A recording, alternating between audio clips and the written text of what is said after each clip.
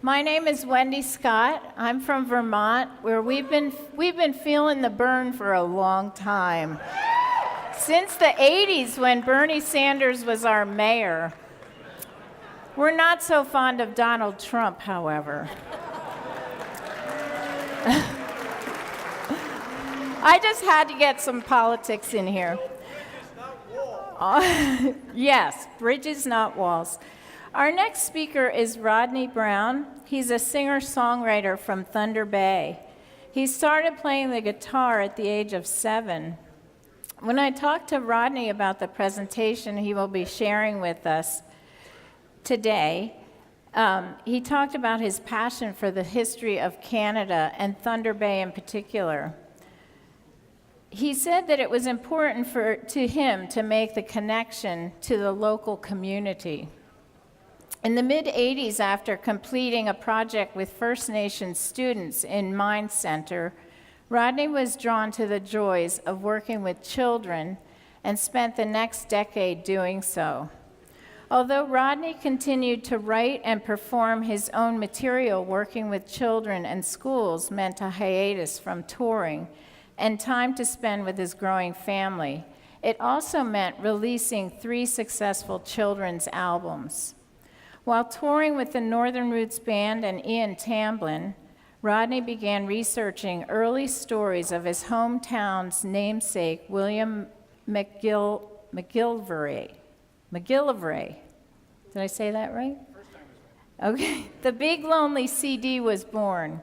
His historical songs about the Canadian fur trade have taken him across Canada, the upper American Midwest, and to the UK for Whitney's Journey of a Blanket project. In 2008, Rodney went from making children's albums to performing his historical ballads with the Thunder Bay Symphony Orchestra. The Big Lonely Show with the TBSO opened to standing ovations, and the beautifully orchestrated songs were recorded on Rodney's 2012 CD, Songs of Fort William, with the Thunder Bay Symphony Orchestra. Today we will hear Rodney present The Big Lonely William Story. Please welcome Rodney Brown.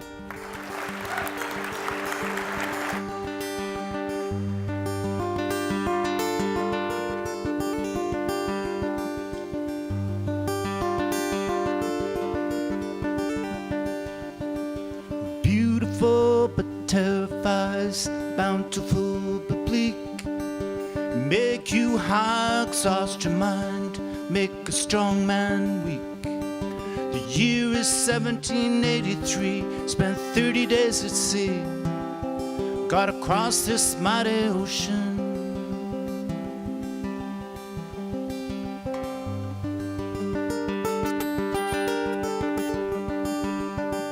The Highlanders have fled New York for a Montreal canoe.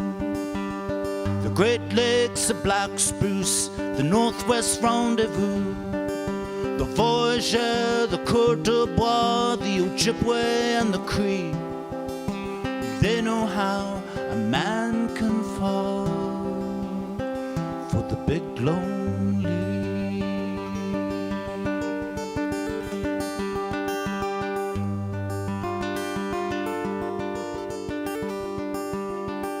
A gentleman, a partner, beaver pelts I tread. Fort Kaministiquia will soon bear my name. From a Highland farm in the Scottish hills to a prince on an inland sea. The ice is gone, the lakes are free.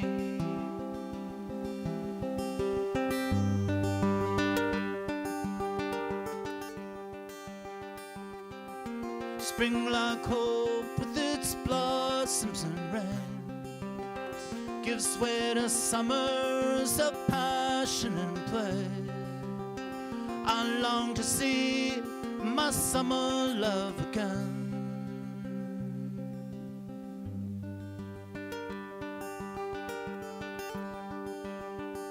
We bring you silk and ribbons, London hats and beads, tobacco twists and violins, Irish linen threads and seeds, 4-point blankets for for the winters, kegs of rum to keep you warm.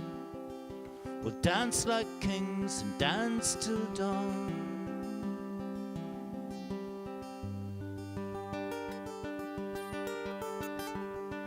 À l'enfant du Nord, my beautiful Anishinaabe. My Métis sons will love the land and walk the fur trade, and will win those battles in 1812, but they'll give it all away in the Treaty of Ghent, the government and the big lonely. In London town the deal was signed 1821. The Hudson Bay Company had finally won. The Ojibwe chiefs and all the tribe marched into the great hall.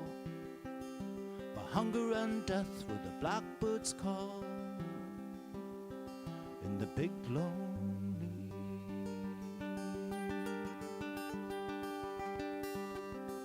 The schooner sails to my Montreal canoe.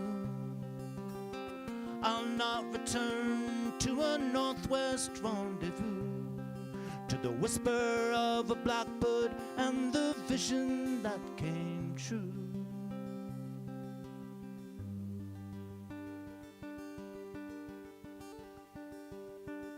My country wife is buried now outside the fortress walls. My sons inscribe a headstone with a tribute to them all. The mother of the country, the daughter of the land, we leave you poor with beggars' hands in the big lonely.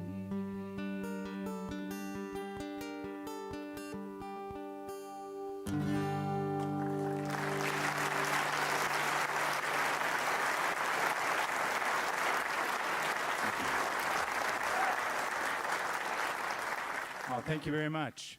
I'm very happy to be here. I've been talking to Sandy Richardson for quite a few years now about coming here and playing. And it was Alex that asked me if I could do a presentation, and I've actually never done a presentation before. And I'm really looking forward to it because it gives me a chance to kind of fill in the blanks of my Big Lonely song and all my songs about the Canadian fur trade and the Northwest Company. I live in Thunder Bay. At one time, Thunder Bay was two cities, Fort William and Port Arthur, and my birth certificate says that I'm born in Fort William. And my interest in studying the early history of Fort William coincided with a book that was written by Jean Morrison, a local Canadian historian who's written many, many great books about the fur trade and Northern Ontario history. Jean passed away last year, and we miss her a lot in Thunder Bay. And so a lot of the information that I have from my songs, I have gotten from her books. And I guess I could just use this microphone. Can you hear me at the back? Or is that okay? All right. I just need the thing.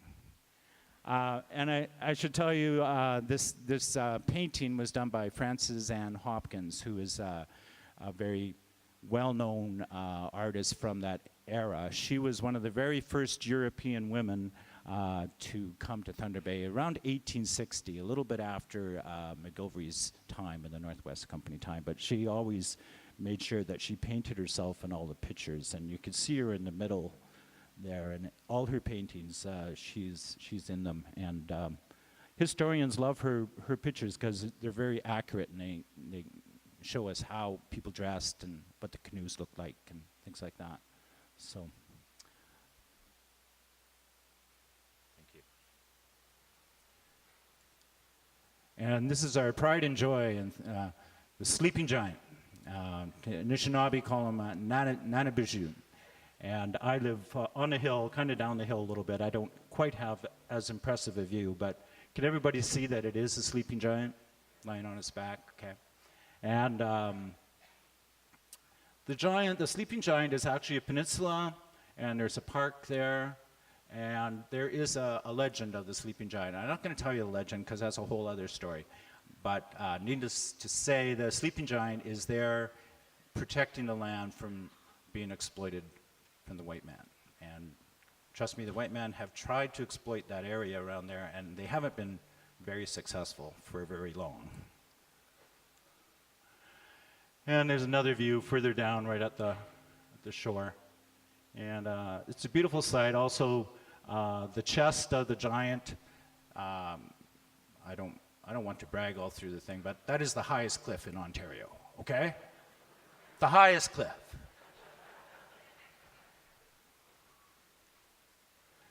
This is the front of the fort. If you come off the river, you'll see Fort William.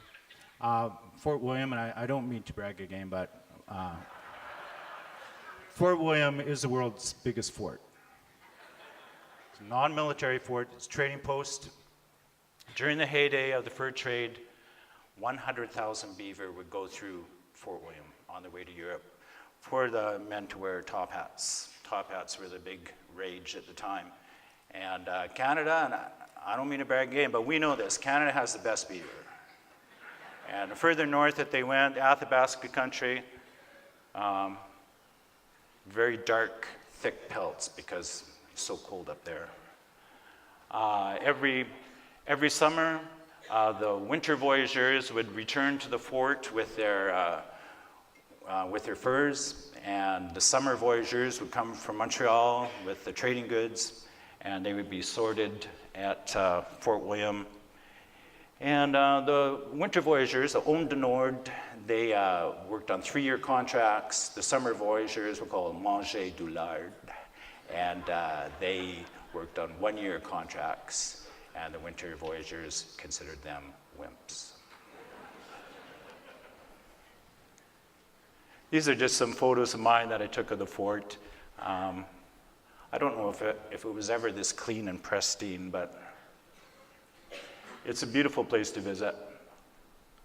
These are the bales that the voyageurs carried on the portages.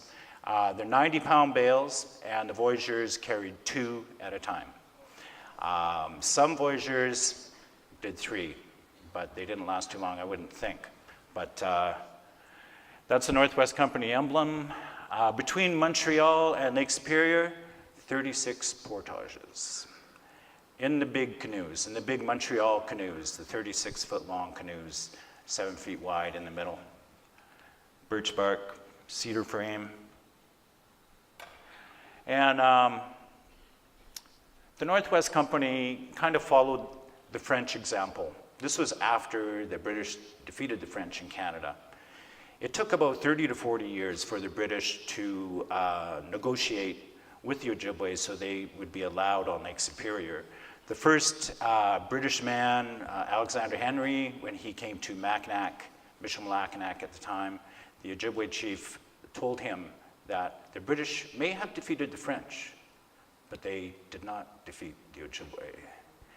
And he reminded him that the Ojibwe were brothers with the French and not the British. So they had to learn how to do some serious gift giving, and eventually the Ojibwe allowed the British onto Lake Superior. Most of the fur traders that came were the independent fur traders. They were mostly Highland Scots, and they were independent, unlicensed traders who came together to form a company called the Northwest Company. And there was about 50 partners altogether. Some were wintering partners who wintered over in Western Canada. Others were merchants in Montreal, and some were merchants in London. The Northwest Company, because they allied themselves with Britain, had access to the London warehouses and all the really good stuff, the good quality trading goods. My daughter and I go paddling sometimes around Thunder Bay. This is the Kaministiquia River in front of the fort, and these are, I would assume, some new canoes that they built, but it shows you just how big those canoes were. It took about a month and a half to go from Montreal to Thunder Bay. They used the route from Montreal, the Ottawa River, up to Lake Nipissing, and down the Mattawa to the French River, and then it took them 10 to 12 days to paddle the north shore of Lake Superior to Fort William. William McGilvery, like the French, the Scottish fur traders of the Northwest Company, they intermarried. William McGilvery was there was an arranged marriage. He came over when he was 19 years old, and he apprenticed with Patrick Small. And I don't know, some of you may know Charlotte Small, David Thompson's wife. Well, that was her dad. And William, it was probably an arranged marriage. Susan's father was probably a trusted chief, and so the two were married. They had 3 sons together, and they wintered over together in Isle of Cross and all that territory of northern Manitoba, northern Saskatchewan, northern Alberta. The Paw, Manitoba was another spot. And he opened up that area for trade. And he did very, very well. He was a very trusted fur trader. And he was promoted. When Peter Pond left the Northwest Company, it was William McGilvery that got his share. And it was the first shareholding company in Canada, the Northwest Company. Each partner had a share. And if the profits were good, everybody did good. And so this was a burial plaque that was put up in the 70s by some of the McGilvery descendants. And that's the mother of the country, the daughter of the land. This is her original plaque. Susan was buried just outside of Fort William. Originally, the fort was at the mouth of the Kaministiquia River. They rebuilt it further up the river at a place called Pointe du Muron. So you can see they had 3 sons together. The sons became very involved in the fur trade. And these were the very first Métis people. They were very proud. William McGilvery considered the Métis the new nation, and these were the true Canadians, the mixed blood. And they were very proud people. William McGilvery also had a Scottish wife. In 1800, he went to Britain, and he married John MacDonald of Garth's sister, Magdalene. And they tried to have children. They had 1 daughter. They had many children that died at birth. In the summertime, Susan stayed at Fort William, and she made sashes. She hand-wove sashes for the voyageurs. And William, during the winters, would go to Montreal and spend time with Magdalene. And in the summers, he would go to Fort William and spend time with Susan. And there is, nobody can verify this, but I have heard from people that there was letters exchanged between Susan and Magdalene. And you have to remember that William wintered for many, many years in Western Canada, in the Northwest, as it was called. And they were very serious readers. They were very well educated, the Scots. And I would assume that Susan would be curious about these books, and she might learn how to read and write some English. As William McGilvery is very important for the fur traders to learn how to speak Ojibwe and Cree. The Northwest Company, like the French, aligned themselves, became brothers with the Ojibwe or the Anishinaabe and the Cree, and it was a very powerful alliance. During William McGilvery's reign, I can't remember during William McGilvery's reign, well, I'll tell you about that later. I was going to just show you some of the trips I've been on. I've been invited to be a guest performer on some trips. This was a 5-day trip, and that's a replica of the old canoes. 5-day trip on Superior from Rossport to Red Rock, and ended up in Red Rock for their folk festival. And it was a wonderful experience, canoeing Lake Superior. It's something I wouldn't recommend. I have great respect for that lake. And if you have 10 paddlers and a 36-foot canoe and it's loaded down, not too bad.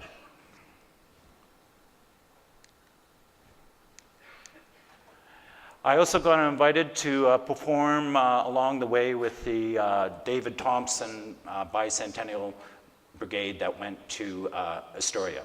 They started off in Invermere, BC, the headwaters of the Columbia River. I believe it took them 2 months, and there was 200 paddlers. I just joined them for the last 3 days and played songs for the communities that they visited.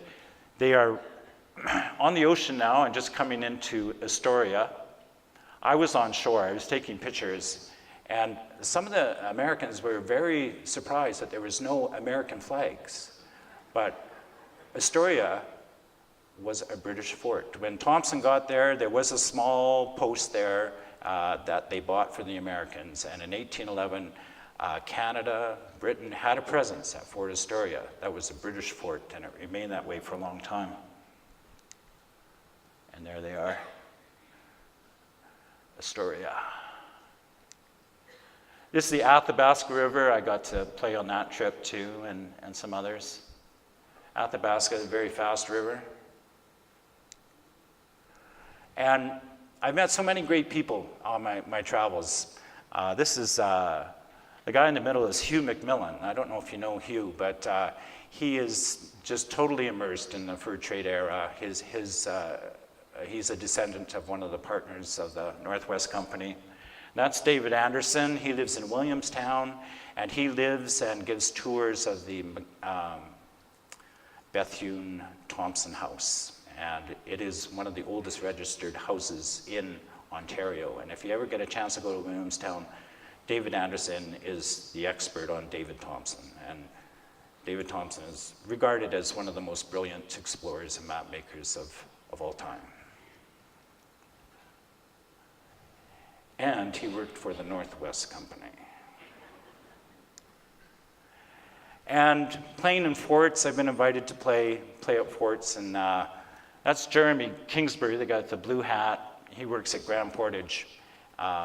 He's starting to speak fluent Ojibwe now. He knows everything about the fur trade. It's just incredible how much knowledge these guys have. Chris Black, he's from Winnipeg, Fort Gibraltar, where this picture was taken. Also very, very fun guy and very knowledgeable. When I did a tour in Western Canada, I had McGilvery descendants come out to hear me. And this is a family of McGilvery descendants. His Métis family through Susan. That's Gil McGilvery. He's probably the proudest descendant of William McGilvery that I've ever met. He lives in The Pas, Manitoba, and he brought his mom to the show.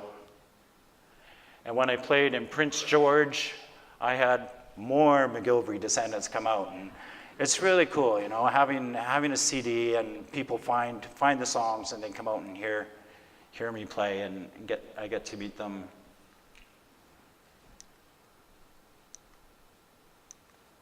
I got 5 minutes, so I'm gonna quickly tell you this story.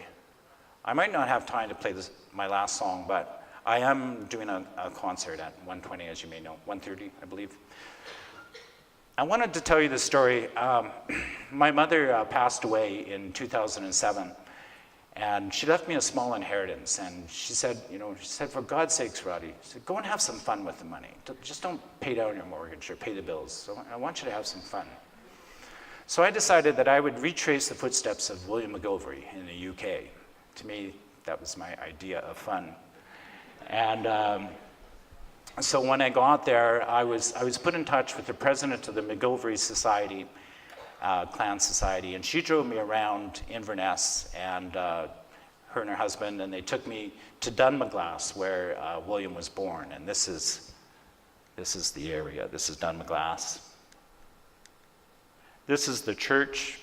In those early days, they practiced their archery and all kinds of things at the church. And the church also secretly educated them after the Battle of Culloden. Culloden was the last big clan war. And it was William McGilvery's uncle, Alexander, who led the charge for the Scots and Bonnie Prince Charlie. And the McGilverys were very, very involved in the Battle of Culloden. They were vastly outnumbered, and many of them died, massacred by Lord Cumberland the Butcher. And after the Battle of Culloden, the Highland religion was banned, kilts were banned, the playing of bagpipes were banned, and the Scots were driven from the land so that the English landowners could graze sheep, ironically to make blankets for the colonies. And So when William McGilvery's uncle Simon came over, and he had other relatives that came over, some of them were forced to leave Scotland, others just left Scotland because there was not much going on. And William's family was very poor and faced starvation, so Simon McTavish made sure that William McGilvery got to work in the fur trade in Canada. Oh, can't show you that yet. I decided I wanted to go see where William McGilvery wanted to retire. And I was reading his biography. It's by Marjorie Wilkins Campbell, and she lists all the places where he went in Scotland, where he lived. And so I wanted to see the building where he wanted to retire in Pennygale. And so I got on the bus in Fort William, and eventually got on the bus that would take me to Pennygale after I got on the ferry. And the bus driver, he looked at me, and I got my guitar and I got my bags, and I told him that I wanted to go to Pennygale, and he looked at me and said, "Pennygale? What do you want to go there for?" I said, well, I told him a brief story, what I was doing, and he said, "You don't want to go to Pennygale?" "Yeah, I do." "No, you don't. There's no place to sleep there." So I ended up going to the next town, and I ended up going to Iona. Iona is the birthplace of Christianity in the UK.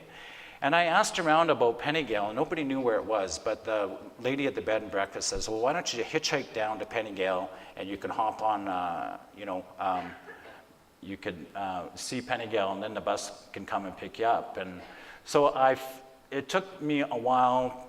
Finally got up the hill, and it was raining, and I got out my camera, and I went to take a picture of Pennygale House, and my battery on my camera died just right then. So I went back to the store, and I told the lady I tried to get a picture, and she said, well, maybe the house wasn't ready to have its picture taken yet. It was, at that time, it was owned by Phil, Genesis, the rock star, Phil, you know the guy.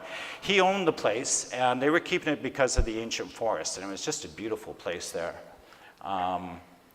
So I decided to wait for the bus. I got in the bus stop, I had my guitar, and some people came up to me, and they asked me to play them a song. So I played them one of my songs, and lo and behold, they were McGilvery's, and they were there. They were there because the oldest surviving member of the McGilvery clan was on his deathbed.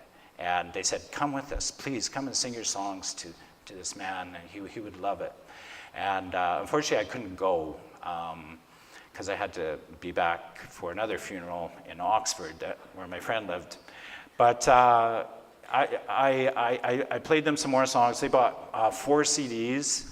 And then the lady, when the bus started coming, the older lady there, she started to do a little dance, dancing around in a circle. And the bus driver opened up the door, and she tells the bus driver, "He's got the gift. The man's got the gift. He's got the gift." Kind of like that. And so I walk on the bus, and I'm drenched, right? Because it's been raining off and on all day, and I got my guitar, and I got my bags, and I'm trying to find the money, and the bus driver looks at me and says, "Ah, that's okay, you got the gift."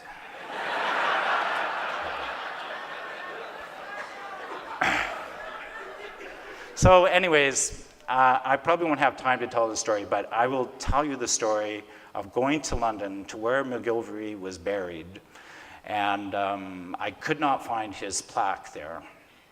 And I went to the church office, and I was telling them, I can't find William McGilvery's plaque there. They had no idea who it was, but they confirmed that he did not have a plaque. And so they suggested I go to Westminster Archives, and I went there, and I found proof that he was in fact buried there. And what had happened, the church had been bombed during World War II, and his plaque had been destroyed. And so I was able to make that discovery, and I found the proof. I came back to Thunder Bay, and I was telling everybody, but I soon realized that I would have to get the ball rolling myself, and I will tell you the rest of this story if you come to my concert. So, thank you very much.